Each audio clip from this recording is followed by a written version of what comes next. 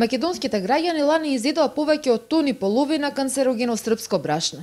Додека целиот Балкан го тресеше аферата со афлатоксинот во млекото кое се повлече од полиците на маркетите, македонските институции уверува, кај нас ваквото млеко останало во магацините.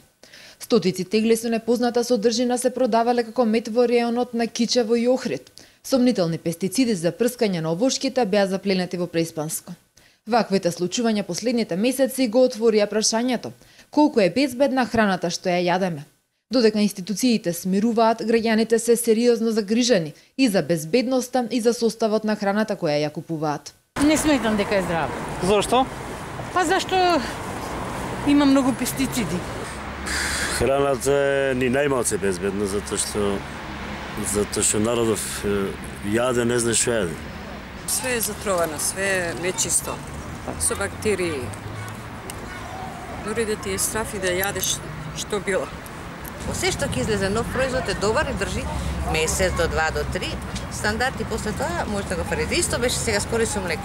Од Агенцијата за храна и ветеринарство посочуваат дека засилени се контролите на увезената храна.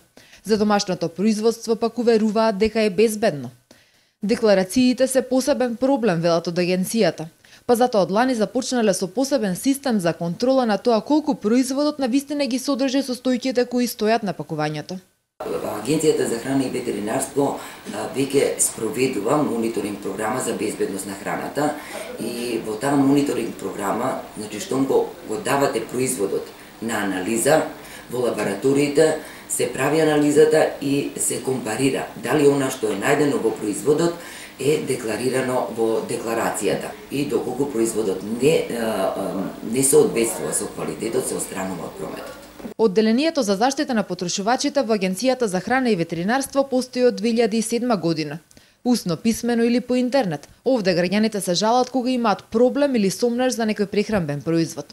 Само лани биле поднесени 195 представки од потрошувачите.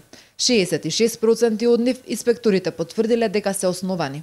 Потрошувачите препознаваат дека и покрај тоа што анализите покажаат 90% од малите бизнеси спроведуваат контроли, 100% од големите спроведуваат, имплементираат ХАСАП, меѓутоа не ги одржуваат системите. Значи потрошувачите во една голема бројка, 34 представки имавме поднесени, по основ дека не се одржуваат контролните системи од страна на производителите во однос на хигиенските мерки, добри производни, добри хигиенски пракси. И додека најголем дел од информациите за анализите на храната не стигнуваат до граѓаните, од Одделението за заштита на потрошувачите појаснуваат дека во иднина ваквите податоци ќе станат подостапни за јавноста.